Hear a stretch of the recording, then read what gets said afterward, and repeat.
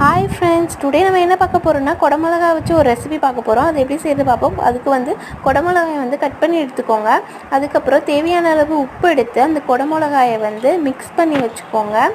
அப்போ வந்து அதில் தேவையற்ற அந்த நீர் சத்து வந்து வெளியேறிடும். இப்போ வந்து நம்ம புழிஞ்சு போட்டுக்கலாம். இப்போ ஆயில் ஊற்றி கடுகு போட்டுக்கோங்க. நெக்ஸ்ட்டு வந்து கருவேப்பிலை போட்டுக்கோங்க. வெங்காயம் போட்டு நல்லா இது பண்ணிக்கோங்க. வெங்காயம் போட்டு இது பண்ணிக்கிட்டு நல்லா பொன்னிறமாக வந்தோடனே காஞ்ச மிளகா போட்டுக்கோங்க. இப்போ வந்து என்ன பண்ணணும்னா இதை நல்லா புழிஞ்சு அந்த தண்ணியை வெளியேற்றிட்டு அந்த குடமிளகாயை வந்து நம்ம போட்டு நல்லா ஃப்ரை பண்ணணும்.